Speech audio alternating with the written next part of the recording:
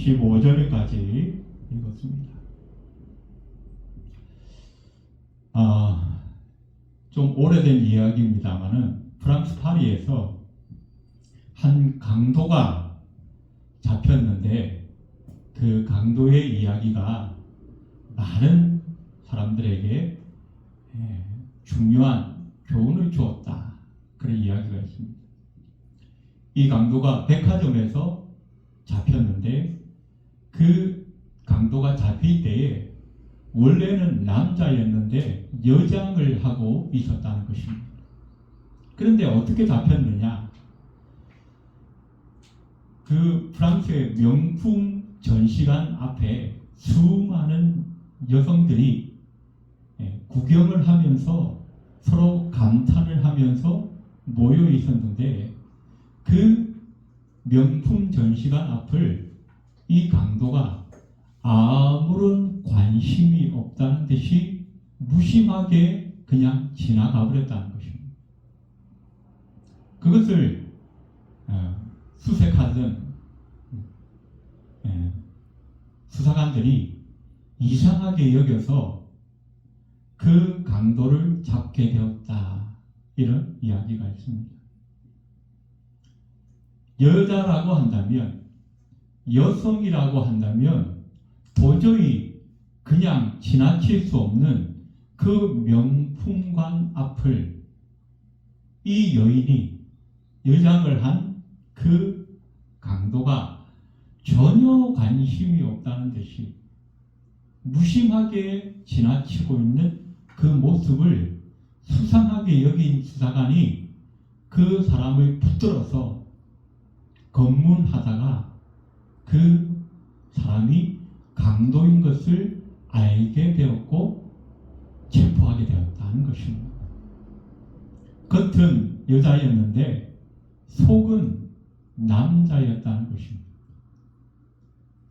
겉은 여성이었는데 속의 그 정체성이 남자였기 때문에 평소에 관심 갖지 않았던 그 여성 명품관을 그날도 여전히 아무런 관심 없이 무심하게 지나칠 수밖에 없었다는 것입니다. 한 사람의 정체성은 그 사람의 모든 삶과 행동에 그대로 드러날 수밖에 없다는 것을 우리는 알게 됩니다. 우리가 어떤 정체성을 갖고 살아가느냐에 따라서 우리의 말 한마디, 우리의 삶의 그 발걸음 한 걸음 한 걸음이 달라질 수밖에 없다는 것을 우리는 역사를 통해서도 또 이 성경 말씀을 통해서도 배울 수 있는 것을 우리는 알게 됩니다. 그래서 우리가 그 며칠 동안 살펴보고 있는 이 바울도 마찬가지였습니다.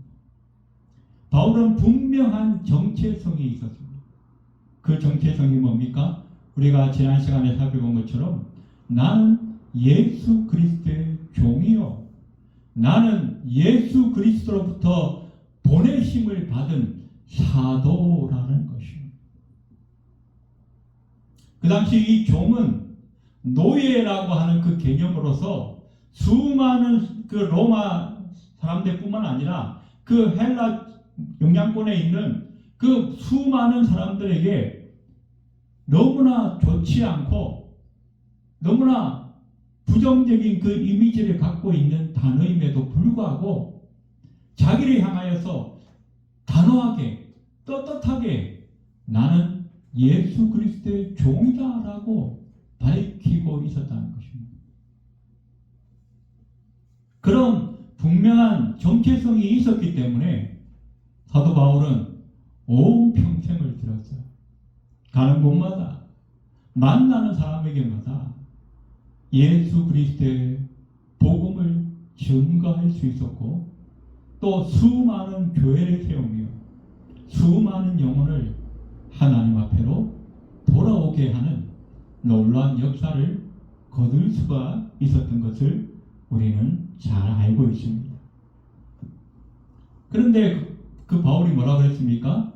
자기만 그런 것이 아니라 로마 교회에 그 편지를 쓰면서 6절 말씀해 보니까 너희도 예수 그리스도의 것으로 부르심을 받았다. 그러면 이 로마서에 있는 오늘 저와 여러분도 어떻게 해요? 동일하게 바울처럼 예수 그리스도의 종으로 예수 그리스도의 사도로 부르심을 받은 존재이다. 그래서 우리는 어떻게 해요? 이 세상을 살아가는 동안에 나는 그리스도의 종이라고 하는, 나는 그리스도의 사도라고 하는 분명한 정체성을 가지고 살아야 한다. 지난 시간까지 우리가 살펴보았습니다. 자, 그러면 이 예수 그리스도의 종, 이 사도로 부르신 목적이 무엇인가? 그것은 뭐라고요? 예수 그리스도의 복음을 증거하게 하시고, 이 복음이라고 하는 것은 쉽게 말하면 좋은 소식, 기쁜 소식, 그렇게 되어 있습니다. 지금 한국 교회에 이 기쁜 소식이라고 하는 단어를 이 한국 교회에서 잘 쓰지 못해요. 정통 교단에서. 왜 그러냐면 이단들이 이 단어를 다 가져가 버렸어요. 구원파, 박옥수, 유병헌, 예전에 그 세월호 사건으로 유명했던 이 구원파들이 기쁜 소식 선교회, 기쁜 소식 교회 뭐 이런 걸 많이 세워가지고 한국의 정통 교단들은 오해받을까봐 정작 이 기쁜 소식이라는 단어를 쓰지를 못해요.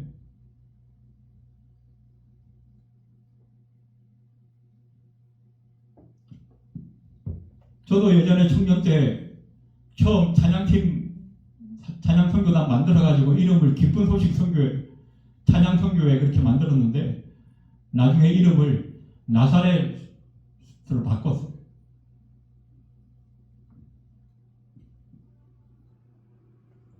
이 복음이라고 하는 것은 헬라어의 유앙겔리온 그렇게 되어 있습니다.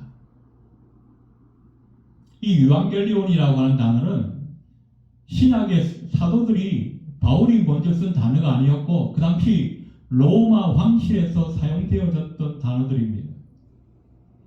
로마 황실에서 그 황제의 아들이 새롭게 태어나면 이거 뭐예요? 온 로마 국민들 전체에게 알리는 거예요. 그러면서 기쁜 소식이다. 황실에 새로운 황태자가 태어났다.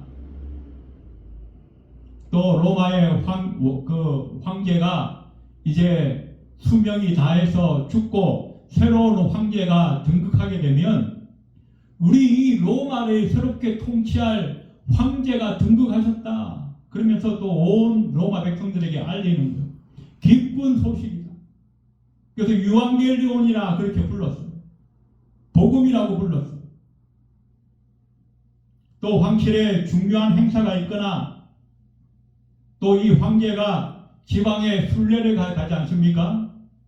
그러면 그 지방에 이 황제가 뭐 도로를 새로 닦는다거나 그 세제를 개편한다거나 또 특별한 어떤 상여금을 준다거나 그런 좋은 소식들이 있는 거죠. 그것을 다 유앙겔리온이라 불렀어요. 특별히 이 로마는 전 세계를 정복했던 이 전쟁의 나라 아닙니까? 이 로마 군인들은 아주 군사력으로 강하고 힘있는 군대로 유명했죠. 가는 곳마다 승전보를 울려옵니다. 그 승전보가 들려올 때 우리에게 유앙겔리온이 임하였다. 기쁜 소식이 임하였다. 그렇게 복음이라고 불렀습니다. 그러나 이 로마에게는 복음이었지만 로마의 식민지 지배를 당하고 있는 수많은 그 피정복 국가들에게는 전혀 복음이 복음되지 못했던 거예요. 자기 그 로마 시민들에게만, 로마 국민들에게만 복음이었지 정작 이 로마 군대에게 죽임당하고 살육당하고 정복당하고 수많은 세금을 내야 되고 착취를 당해야 했던 그 주변 나라들에게는 정작 복음이 되지 못했던 거예요. 그것이 로마의 복음의 한계였습니다. 그런 로마를 향하여서 바울이 선포합니다. 내가 바로 예수 그리스도의 복음을 너희에게 증거하기를 원한다. 모든 민족에게, 모든 백성에게, 모든 인류에게 동일하게 기쁜 소식이 될 수 있는 이 예수 그리스도의 복음, 로마의 황실에서 나오는 그 어떠한 복음보다도 더 월등한 복음, 더 위대하고 더 능력 있는 복음, 그 유앙겔리온을 내가 너희에게 선포하기를 원한다. 그 복음을 위해서 어떻게 해요? 바울이 나는 예수 그리스도의 종으로, 나는 예수 그리스도의 사도로 부르심을 받았다라고 자랑스럽게 선포하고 있는 것입니다. 그렇다면 어떻게 해요? 오늘 저와 여러분도 이 복음의 사도로, 이 복음으로 종으로 부르심 받은 것을 우리는 자랑스럽게 여길 수 있어야 할 것입니다. 이것이 바로 저와 여러분이 이 세상 살아가면서 해야 할 사명인 거예요. 우리가 왜 학교에서 공부를 잘해야 됩니까? 왜 우리가 직장에 나가서 일을 열심히 해서 성과를 올려야 됩니까? 왜 우리가 사업이 잘 되고 번창해야 됩니까? 왜 우리가 병들었다가도 낫고 실패했다가도 성공해야 됩니까? 바로 이 복음을 담대히 증거하기 위해서인 것입니다. 그것이 우리의 사명이에요. 우리의 목적이에요. 우리 인생의 미션이에요.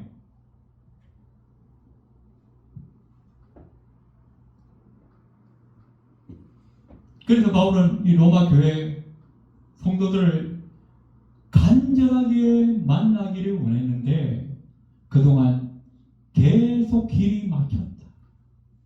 하나님께서 아직 멀었다. 조금만 더 기다려. 아니 여기는 지금은 여기가 더 급해. 그러면서 계속 뺑뺑이를 돌리셨어요. 그러다가 인생의 마지막, 이 선교의 마지막 타이밍에 하나님께서 로마로 보내시죠. 오늘 우리가 읽었던 말씀 중에는 우리가 지난 시간에 제가 그런 말씀 드렸죠. 바울이 로마 교회로 가기를 원했던 것은 저 서바나 지역, 마지막 땅끝이라고 불렀던 그 스페인 지역에까지 가서 복음을 증거하기 원하는데 이 로마 교회가 이 선교 그 캠프가 되어지기를 원한다. 그래서 자기를 기도나 영적으로나 육적으로 지원하기를 원하는 그런 바람이 있었다라고 말씀을 드렸습니다. 그것은 대외적인 목적입니다. 그러나 오늘 본문 가운데는 좀 더 구체적으로 대내적인 바울의 목적, 바울의 그 심중이 오늘 본문에 기록이 되고 있습니다. 왜 바울이 로마 교회를 그렇게 간절히 가기를 원했는가? 오늘 11절에 보니까 내가 너희 보기를 간절히 원하는 것은 어떤 신령한 은사를 너희에게 나누어 주어 너희를 견고하게 하려 함이라 라고 말씀합니다. 내가 너희를 간절히 보기 원한다. 가서 내가 로마의 아름다운 그 풍경들을 좀 구경도 하고 맛있는 것도 좀 먹고 너희와 함께 이렇게 대접받기를 원한다. 그런 의미가 아니었어. 왜 간절히 보기를 원했는가? 너희에게 신령한 은사를 나누어 주어 너희가 견고하게 되기를 원한다는 것입니다. 여기 신령한 은사에 대해서는 두 가지 학자들의 주장이 있습니다. 바울은 워낙 은사가 충만한 사람이었죠. 그래서 고린도 교회에 은사가 충만했던 것처럼 이 로마 교회도 이 바울을 통하여서 은사가 충만하게 되기를 원하는 그런 그 의도였다라는 주장이 있고 또 한편으로는 그런 로마 교회, 그 고린도 교회에 있었던 그런 은사가 아니라 바울이 정말로 나누어 주기를 원했던 것은 자기가 예수 그리스도로부터 받았던 그 복음의 비밀, 그 복음의 계시. 왜냐하면 이 바울이 전도하러 다니던 이 당시만 하더라도 신약 복음이 제대로 기록이 되어 있지 않았어요.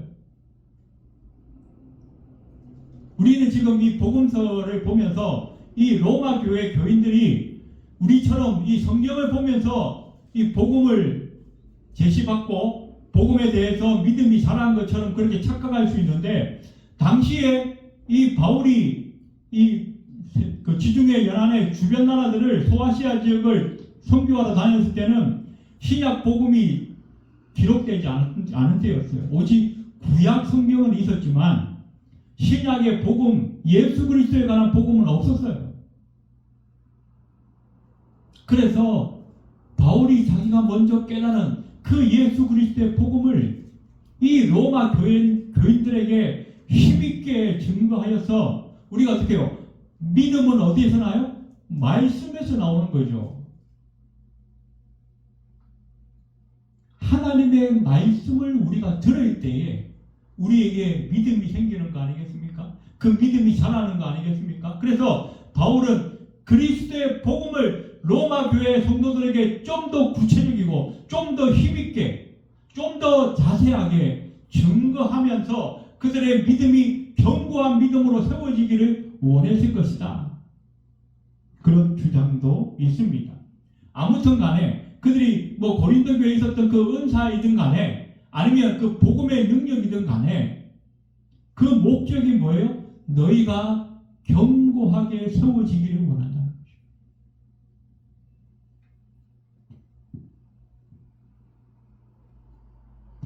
그걸 하기 위해서 바울이 뭘 했습니까? 오늘 9절에 보니까 내가 그의 아들의 복음 안에서 내 심령으로 섬기는 하나님이 나의 증인이 되시거니와 항상 내 기도에 쉬지 않고 너희를 말하며.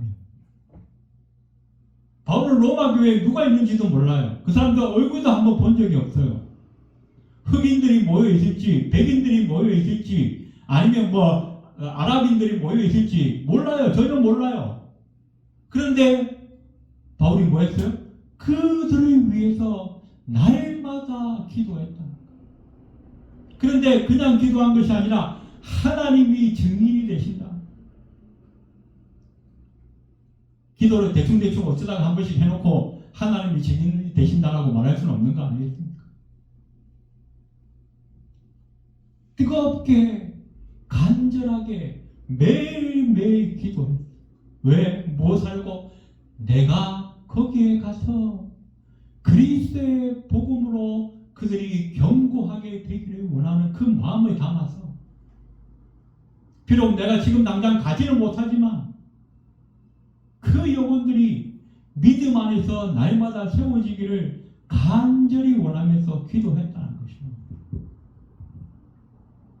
그리고 12절에 보니까 이는 곧 내가 너희 가운데서 너희와 나의 믿음으로 말미암아 피차 아니함을 얻으려 함이라.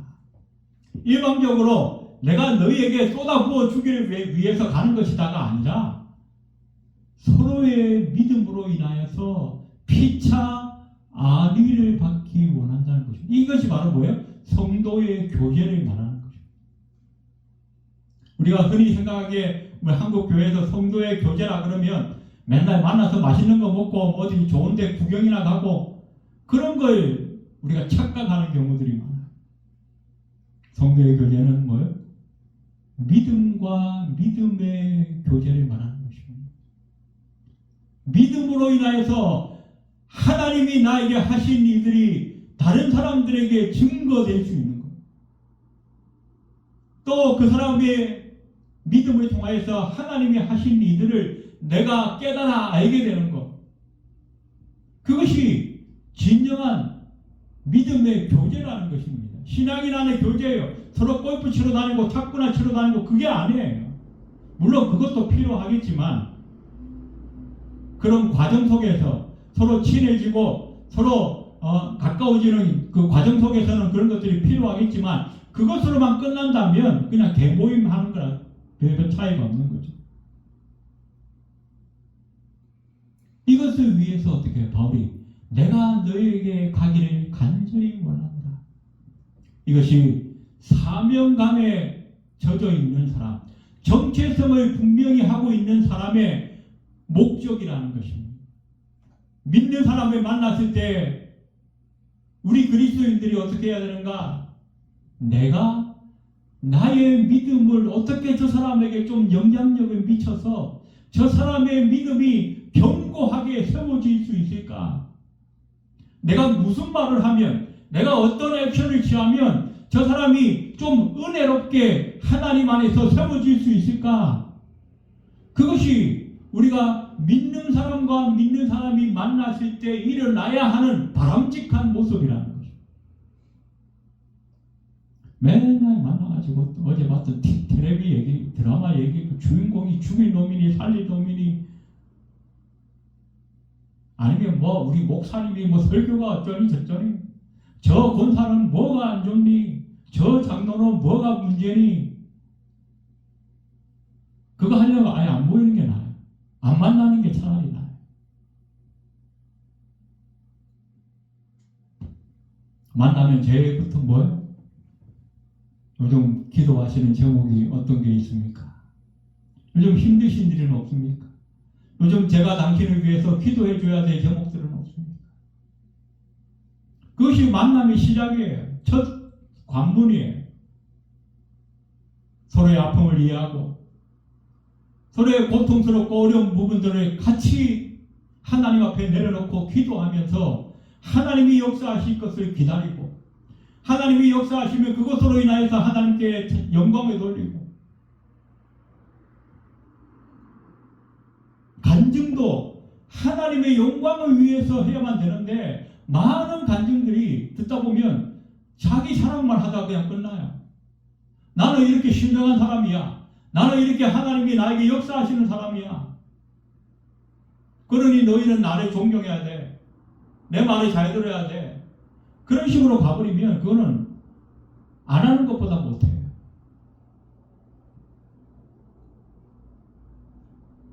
바울은 분명한 정체성을 가졌습니다. 사명을 가지고 있었습니다. 그래서 믿는 자들을 만날 때에 그들의 믿음이 어떻게 하면 견고하게 세워질 수 있을까? 그것이 만남의 시작이요 끝이고 목적이었습니다. 우리의 만남도 그렇게 되어야 될 줄로 믿습니다. 우리가 믿는 자와 믿는 자가 만날 때는 반드시 내가 하나님께 받은 은사와 은혜를 그들에게 나누어 주었어. 그들의 믿음이 견고하게 세워지는 것. 그것이 우리의 삶의 중요한 목적이어야 한다는 것을 우리는 꼭 기억해야 할 것입니다. 자, 그 다음에 그러면 믿지 않는 자를 만날 때 어떻게 해야 되는가? 우리 주변에는 믿는 사람도 있지만 믿지 않는 사람들도 많잖아요. 오늘 14절과 15절에 봅니다. 헬라인이나 야만이나 지혜 있는 자나 어리석은 자에게 다 내가 빚진 자라. 그러므로 나는 할 수 있는 대로 로마에 있는 너희에게도 복음 전하기를 원하노라. 바울은 자기를 예수 그리스도의 종이라고, 예수님의 사도라고 분명한 정체성을 밝혔습니다. 그런데 오늘 본문의 14절에 보시면 또 하나의 정체성이 있어요. 그것은 뭡니까? 내가 빚진 자라는 것입니다. 이 빚은 두 가지 모습으로 우리가 빚진 자가 됩니다. 일단 우리가 뭐 은행이나 다른 사람에게 돈을 빌리면 빚진 자가 되죠. 그걸 갚아야 돼요. 또 하나 의미가 있어요. 누군가에게 나에게 맡겼어요. 다른 사람에게 전해주라고.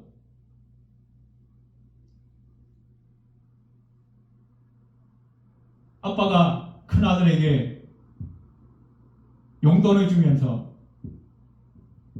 야, 큰애야, 내가 이거 줄 테니까 절반은 네가 갖고 나머지 절반은 동생한테 전해줘.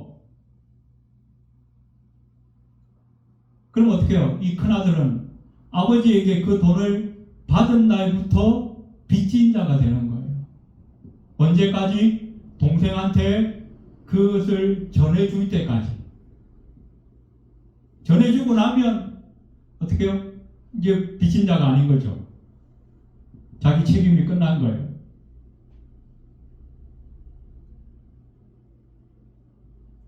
솔직히 말씀드리면 바울은 이 복음의 빚진 자라고 부정할 수도 있어요. 부인할 수도 있어요. 이 바울은 누구에게 복음을 들은 것이 아니잖아요. 뭐 스데반 집사에게 들었다. 아니면 뭐 바나바에게 내가 복음을 들었다. 그러면 자기가 누군가에게 들었기 때문에 빚진 자라고 할 수 있어요. 전해줘야 할 책임이 있는 거죠. 그런데 이 바울은 예수님으로부터 직접 복음을 들은 거예요. 그럼 사람에게 빚진 게 없다 그렇게 말할 수도 있는 거 아니에요? 나는 예수님에게 직접 들었다. 그런데 예수님께서 뭐라고 하셨어요? 내가 이거 너한테 맡길 테니까 네가 이방인들에게, 네가 만나는 수많은 사람들에게 전해줘라. 전해줘라. 그러니 어떻게 해요? 바울은 내가 헬라인이나 야만인이나, 이 야만인이라고 하는 것은 무식하고 뭐 천박하다 그런 의미가 아니라 헬라인은 좀 똑똑한 사람, 야만인 이러면 그냥 일반적인 사람, 그런 의미를 갖고 있습니다. 그럼 어떻게 해요? 똑똑한 사람이나 안 똑똑한 사람이나 세상의 모든 사람들에게 내가 빚을 졌다는 거예요. 뭐요?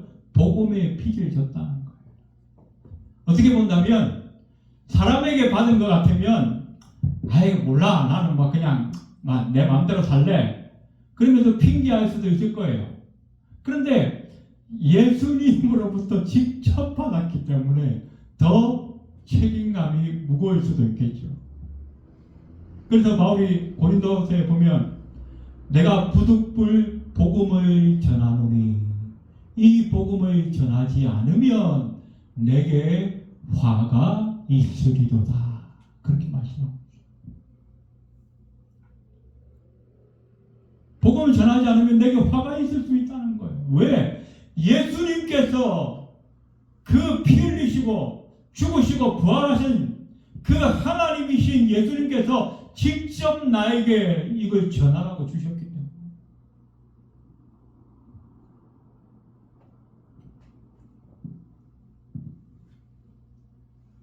그래서 그 바울이 생명을 걸고 복음을 증거했고 그 복음이 돌고 돌고 돌아서 오늘날 저와 여러분에게까지 온 거 아니겠습니까? 그렇다면 저와 여러분도 어떻게 해요? 책임이 있는 거예요. 빚진 자라는 거예요. 나 빚졌어요. 빚졌어. 무슨 복음의 빚을 졌어요. 그렇다면 어떻게 해요? 빚을 갚아야죠. 그거 갚는 게 우리의 사명이에요. 그게 갚는 게 우리 남은 인생에 할 일이에요. 학교에 가서 친구들에게 빚을 갚는 거예요. 내가 만나는 이웃들에게, 내가 만나는 직장 동료들에게 빚을 갚는 거예요. 그런데 한 가지 문제가 있어요.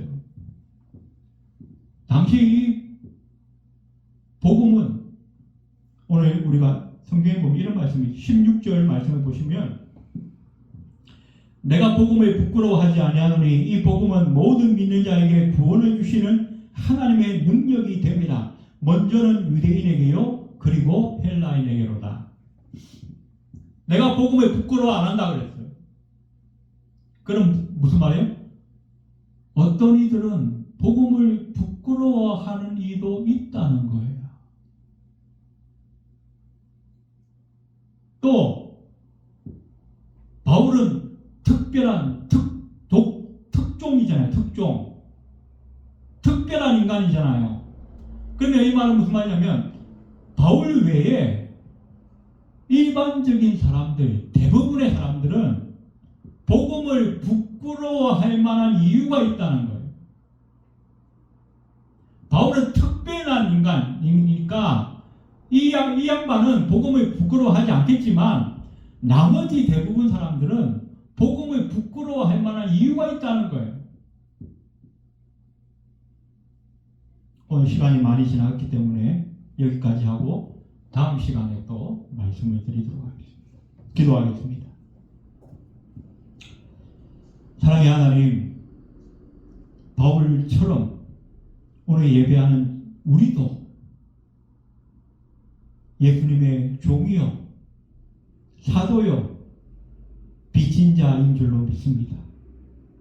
우리 남은 생에 우리가 어디서 무엇을 하든지 복음을 증거하는 것, 복음의 빚을 갚는 것, 이것이 우리 인생의 우선순위에 두어야 할 목적이요, 목표요, 삶의 기준인 것을 우리가 늘 잊어버리지 않게 하시고, 주께서 우리를 부르신 종이요, 사도라고 하는 이 정체성을 늘 가슴에 새기며 살아갈 수 있도록 인도하여 주시옵소서.